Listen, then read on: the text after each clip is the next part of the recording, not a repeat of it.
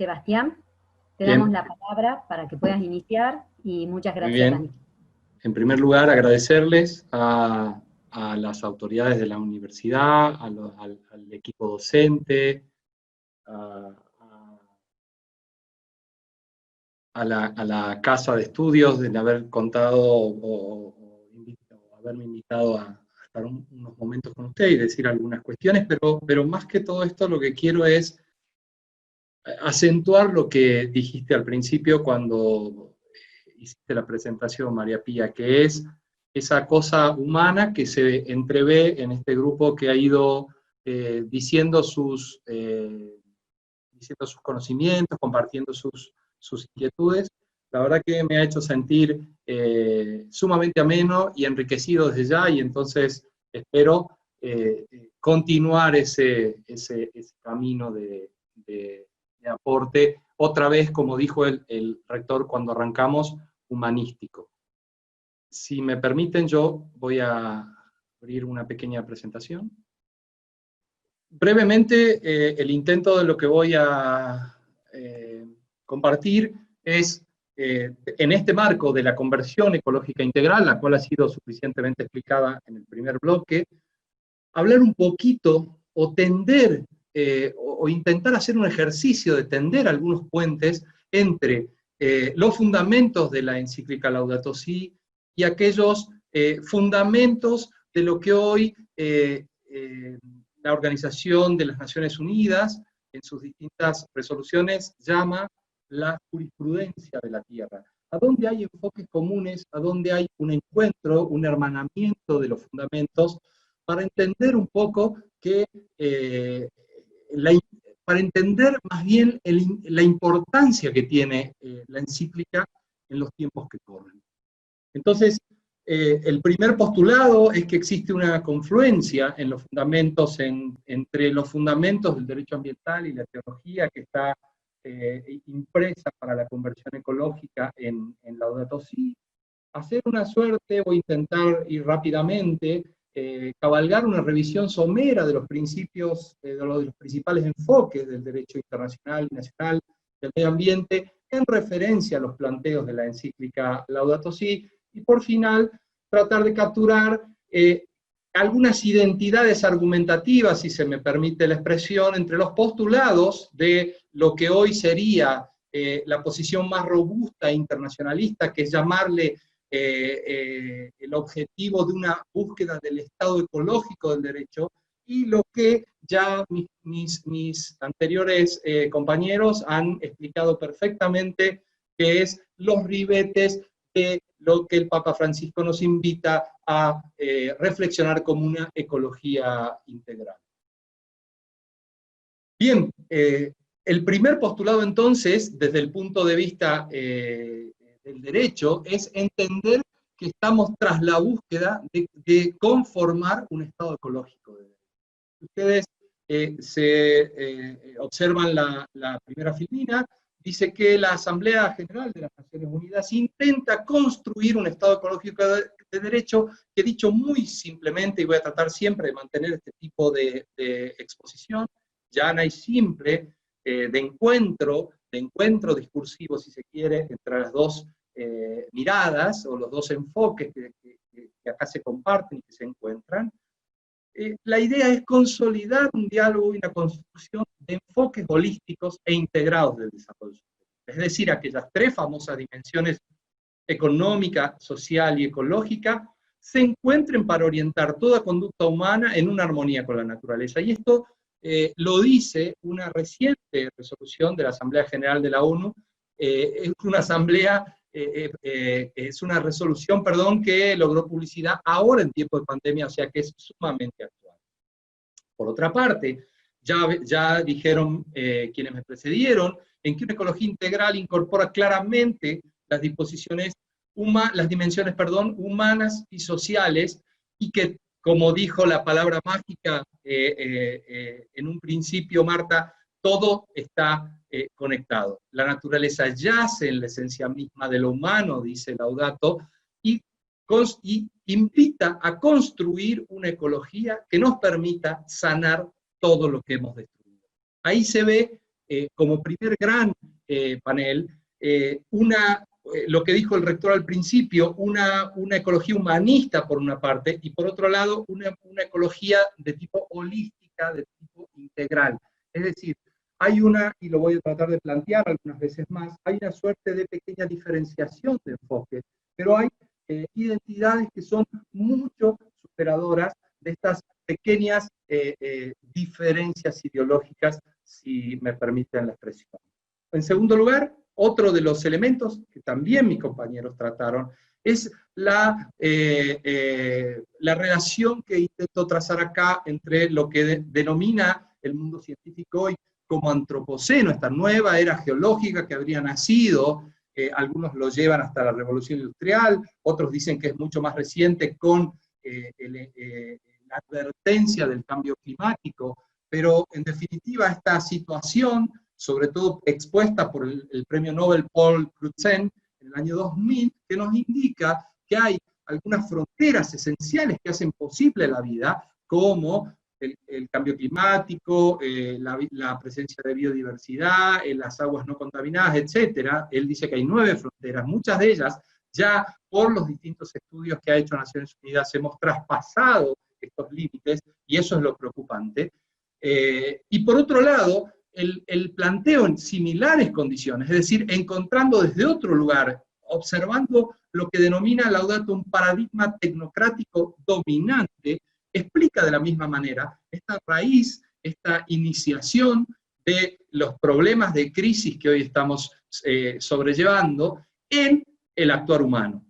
Dice Laudato, y me concentro un poco en el lado derecho de la filmina, habla sobre la raíz humana de la crisis ecológica, esta gran, dice, desmesura antropocéntrica nacida en la modernidad, y basada esencialmente en una profundización de una técnica de posesión, dominio y transformación de nuestra naturaleza. Otro de los conceptos que quiero otra vez hermanar, otra vez relacionar, es lo que había dicho en un principio, esta jurisprudencia de la tierra que advierte la Asamblea General de las Naciones Unidas, y lo que Laudato llama una ética ecológica cristiana, y que lo que quiero mostrar en primer lugar es que acá es el punto que tal vez no hermana totalmente la ideología impresa en una y otra, aunque vuelvo a decir, esto es tal vez el lugar menos paralelo, es tal vez donde los caminos encuentran una pequeña bifurcación en sus fundamentos, pero voy a mostrar hacia el final que los resultados, por lo menos operativos, son bastante similares. Dice la jurisprudencia de la tierra, que es este abanico de legislación, de normativa, es decir, prácticas y normativas que construyen paso a paso un volcarse por parte del derecho a intentar el bienestar de la tierra, es decir, aunar la filosofía y la práctica, es decir, el pensamiento humanista con el bienestar de la tierra, en función de que de allí, y todo está conectado, dice Laudato, nos permite asegurar un bienestar. Esta visión ecocéntrica tiene una respuesta en esta ética ecológica cristiana, y hacia el final dice, en una ecología del hombre, es decir, hay una invitación a este antropocentrismo desviado al que me referí con anterioridad, y la idea de responsabilidad que también se dijo acá sobre pequeños daños ecológicos, es decir, todo el mundo a través de un consumismo obsesivo y un comportamiento evasivo donde intenta no corresponsabilizarse de las conductas individuales, invita, dice el padre Francisco en su Laudato, en su encíclica, a una ecología del hombre, porque él entiende hay una dispersión en esta voluntad humana que genera una globalización de la indiferencia.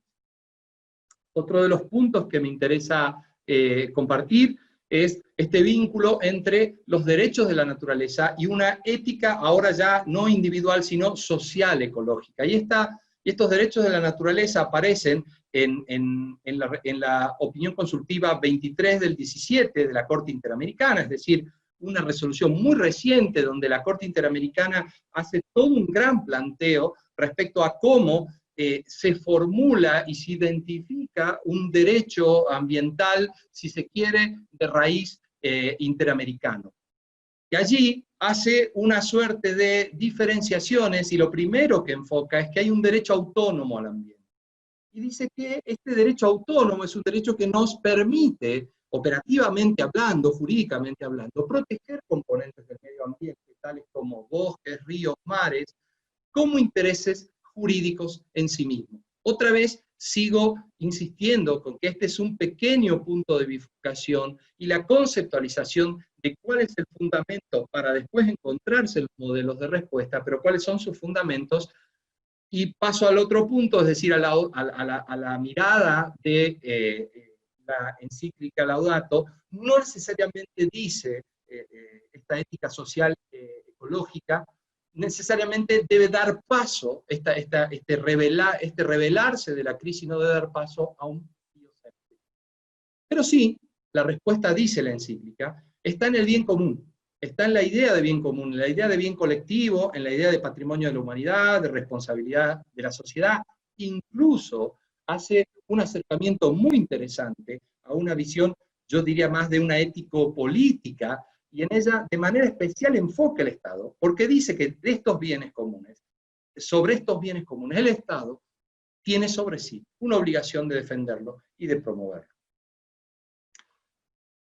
Respecto a las generaciones futuras, si hace un momento, y respecto a este biocentrismo o ecocentrismo nuevo, renovado, de relectura del antropocentrismo que provoca la encíclica, si se quieren, si ese es el punto más lejano, generaciones futuras sería el punto más cercano. Y si hay un derecho a las generaciones futuras como un interés colectivo, universal e intergeneracional, reconocido por la Corte Interamericana expresamente, por otra parte, la justicia entre las generaciones tiene el fundamento de la encíclica desde un lugar de la donación originaria de las cosas por parte de Dios. Es decir, la donación originaria de las cosas por parte de Dios dice en realidad que es una donación con cargo, si me permiten la expresión, que pertenece a los que vendrán, y entonces reconoce detrás de esta condición una solidaridad intergeneracional, y por lo tanto los fundamentos de solidaridad internacional, al final de cuentas, son similares.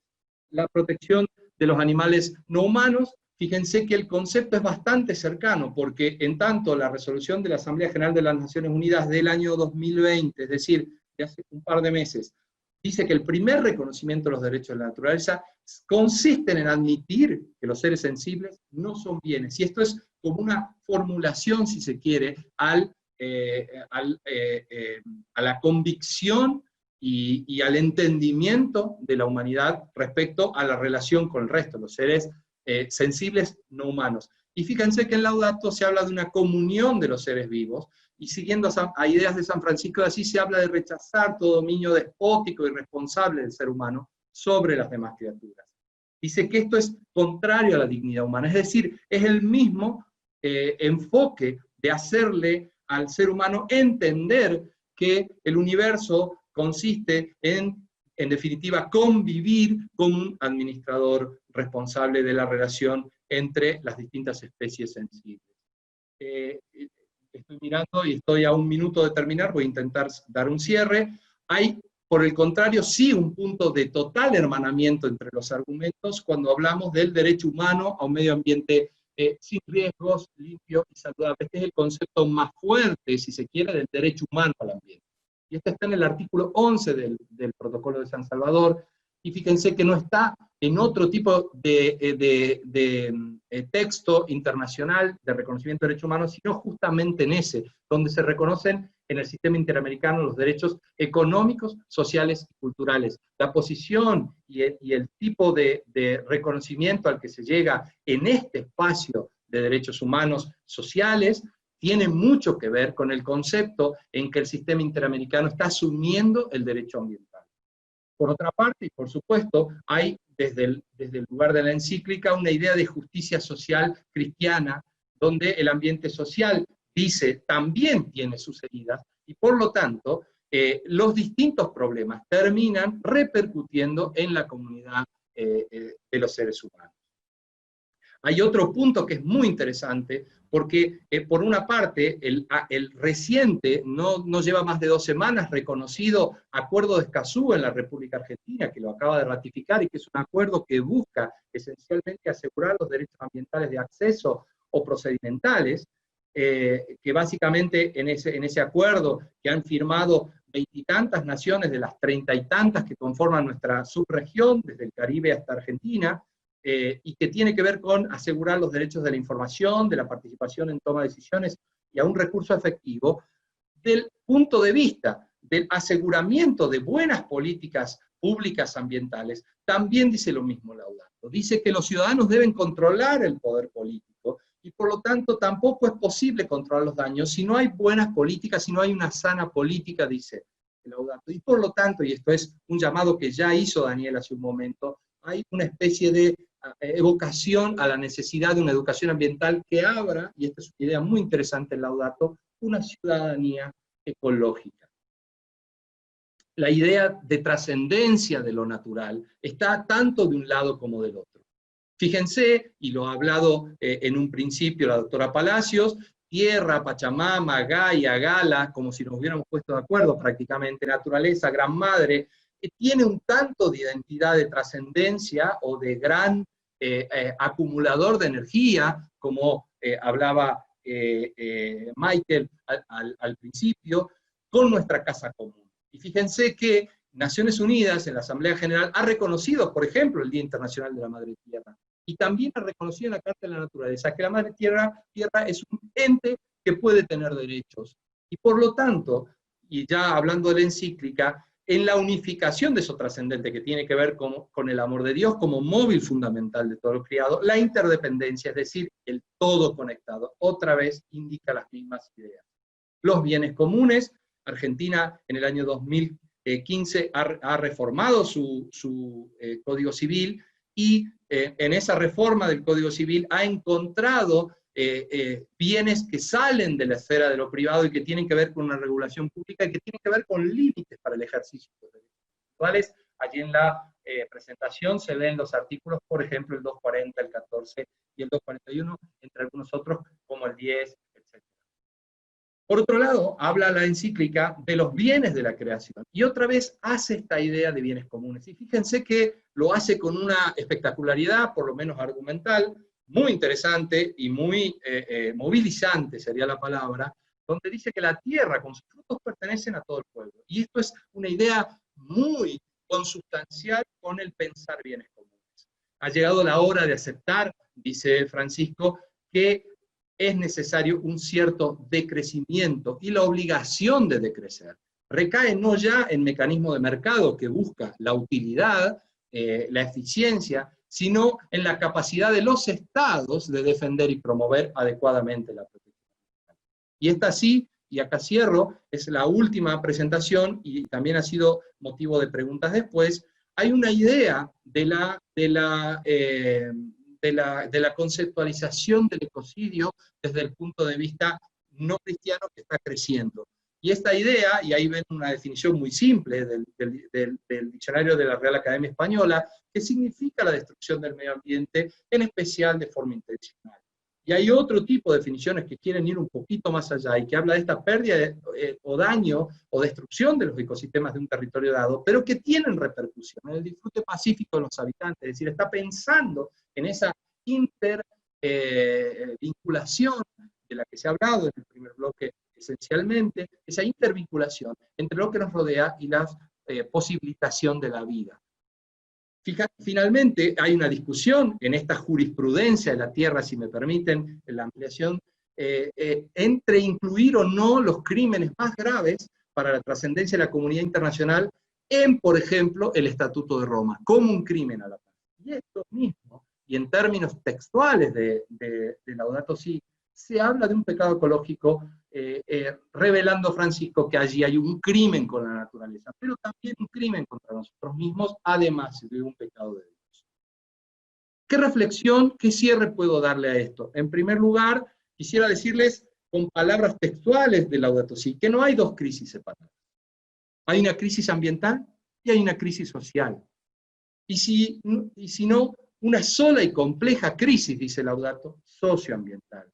Y el verdadero planteo ecológico, y otra vez, a pesar de que haya esas pequeñas bifurcaciones, si se quieren, argumentales o fundamentales, respecto a un punto y otro que yo quise marcar, como ese holismo biocentrista y esa relectura de un antropocentrismo valorativo y ético, una ecología humanista, como dijo el rector al iniciar la actividad, hay una idea de que el verdadero planteo ecológico se convierte en un planteo social y que debe integrar entonces, y estoy citando, la justicia en las discusiones sobre ambiente para escuchar el clamor de la tierra como el clamor de los pobres. Si uno hace una lectura sencilla e integradora de lo que denomina un capítulo dentro de Laudato Si como una comunión universal, es una idea internacionalista, de una idea cooperativa global para la protección y la conversión ecológica, no hay prácticamente diferencias, o hay más encuentros que diferencias, en los 17 objetivos del desarrollo sostenible que en el año 2015, y de manera casi universal, ha planteado los distintos estados y ha emitido la Asamblea General de Naciones Unidas. Bien, espero que esto haya aportado a la conversación con todos ustedes. Muchas gracias. Bueno, muchas gracias Daniela, muchas gracias Sebastián por estos espacios de reflexión que no solo logran ensanchar los límites de nuestra inteligencia, sino que además nos dan paz. Y yo les cuento que el chat está más que rico, así que bueno, vamos a tratar de seleccionar las preguntas porque realmente no nos da el tiempo para todo. Esto es como la naturaleza, digamos, el viento se lleva el tiempo. Así que bueno, la primera pregunta va para Daniela. Dice, respecto de Salta, ¿cuál sería el acompañamiento por parte del Estado a las propuestas tan importantes que ella nos ha presentado? Mira, hay muchos de los colegas que justamente me han aportado para poder armar este debate, que están trabajando en instituciones medioambiental, en el centro de zoonosis, en tanto municipal como provincial, o en el hospital veterinario, y desde la misma facultad también recibimos para formar a personal de la policía rural o de la policía lacustre, que justamente van a intervenir en cualquier tipo de problemática ecológica, ambiental, así que bueno, desde ese lado creo que estamos haciendo un gran aporte y una gran ayuda. Incluso tenemos materias y asignaturas, como les contaba, donde existe la formación y se invitan a miembros de instituciones del Estado a que den algunas charlas respecto a lo que estaba comentando Sebastián sobre leyes, etcétera, actualizadas y ayornadas. O en el SENASA también, que es otra de las instituciones del Estado que regula y nos regula en muchas de estas cuestiones. Bien, perfecto, gracias Dani. Para Sebastián, nos preguntan, ¿los avances del derecho sobre la naturaleza ve a la ecología como un objeto o un sujeto de derecho? ¿Y qué aportes hay de la espiritualidad de los pueblos indígenas como derecho comunitario? Excelente la pregunta.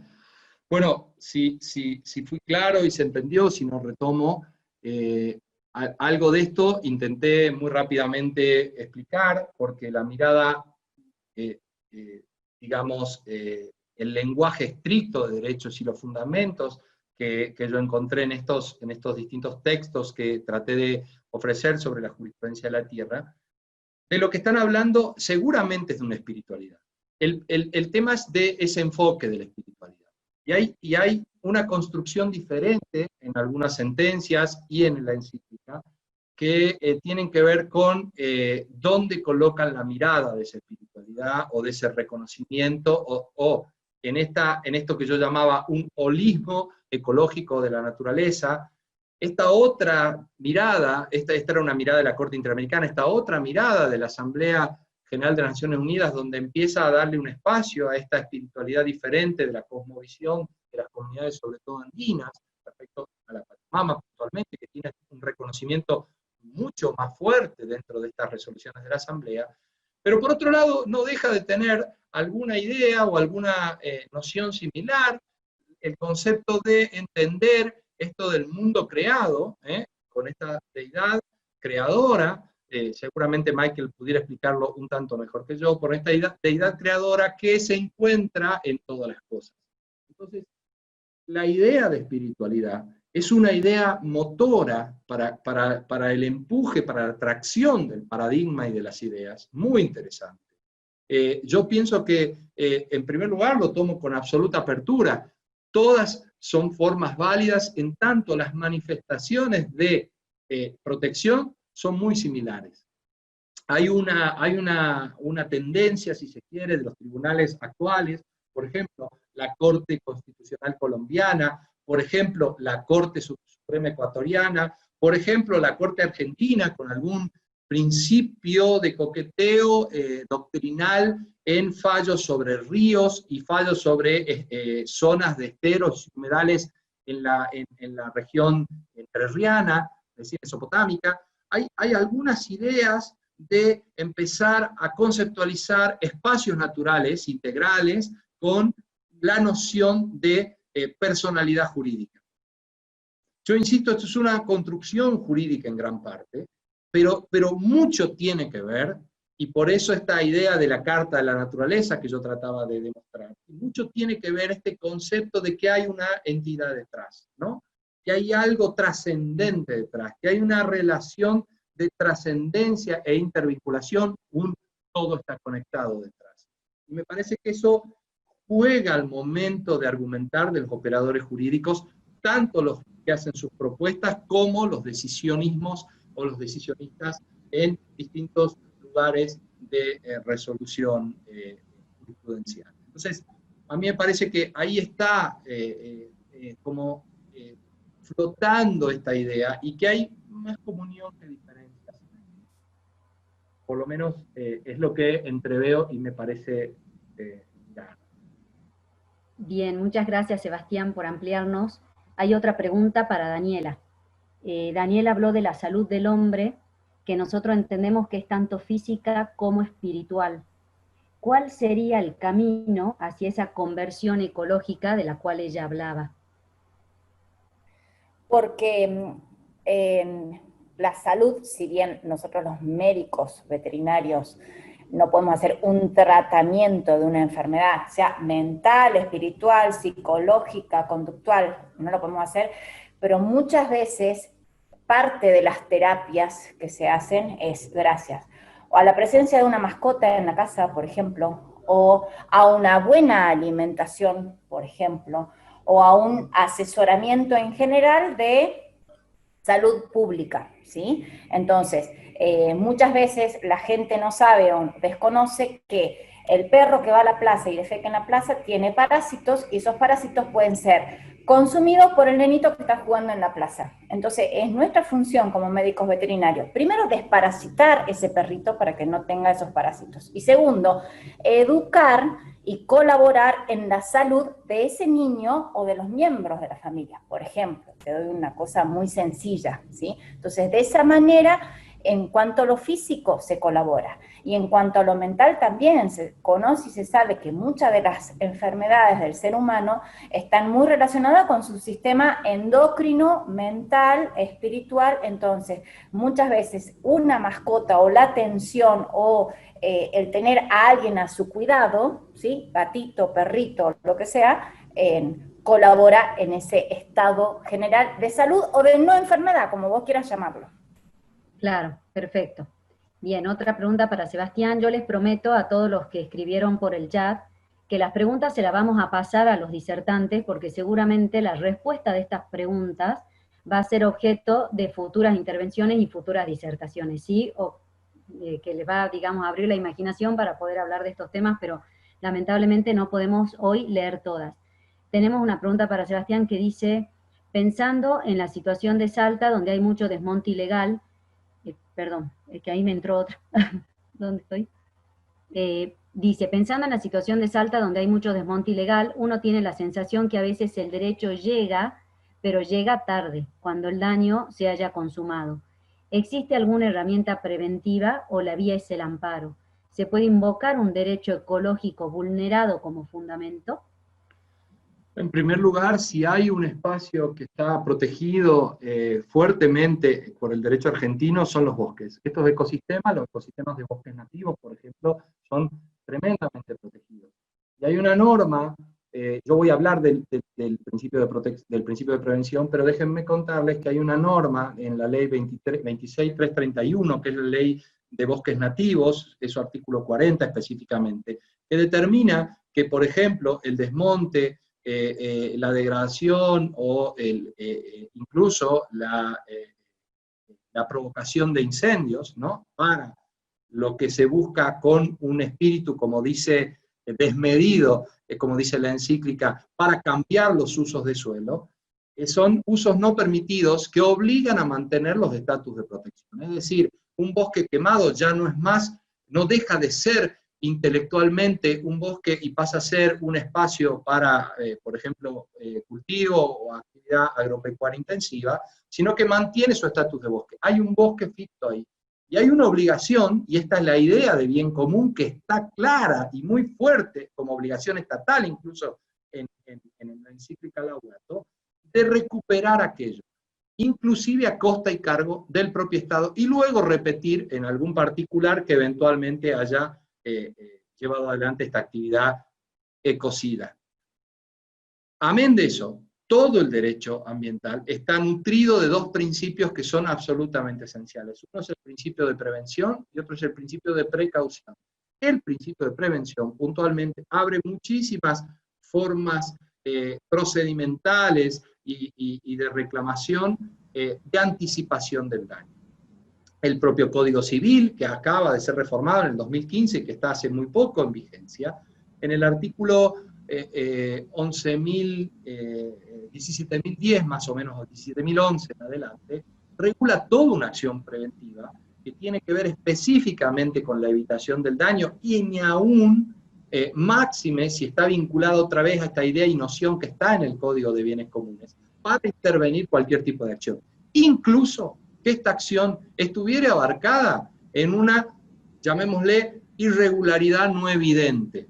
Incluso si fuera el ejercicio de derechos presuntamente regulares, individuales presuntamente regulares, uno podría volver a rediscutir cuáles son las condiciones de autorización de esa acción.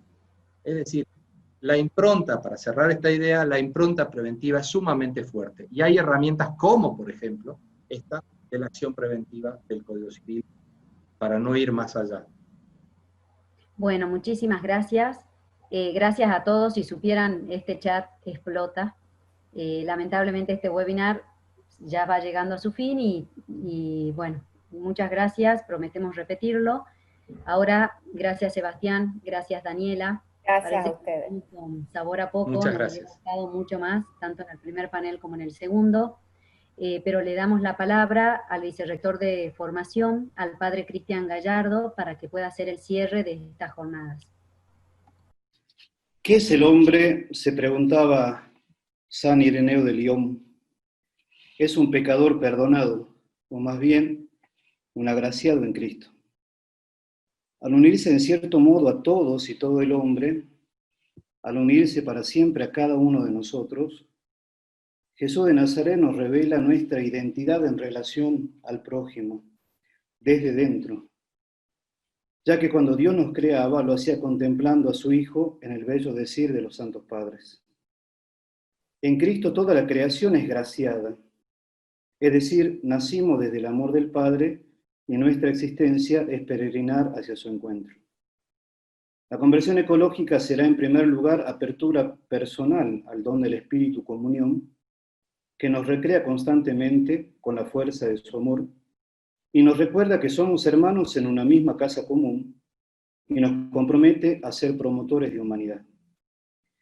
Gracias a todos los expositores que por habernos enriquecido con sus reflexiones, realmente muchísimas gracias. En esta tarde hicimos carne aquella intuición de John Henry Newman en su idea de la universidad hace ya más de 100 años. Aprender a pensar y pensar integralmente la realidad en la complejidad de sus relaciones por amor a la verdad. Agradezco el trabajo de todo el equipo del Vicerrectorado de Formación, especialmente al IPIS, a Doctrina Social de la Iglesia, al departamento, y a las autoridades presentes, de modo particular a nuestro rector, a los vicerrectores y a Monseñor Luis Antonio Escocina. Termino con un ideal de conversión expresado por Papa Francisco en su encíclica Fratelli Tutti. Soñemos como una única humanidad, como caminantes de la misma carne humana, como hijos de esta misma tierra que nos cobija a todos, cada uno con la riqueza de su fe o de sus convicciones, cada uno con su propia voz, todos hermanos.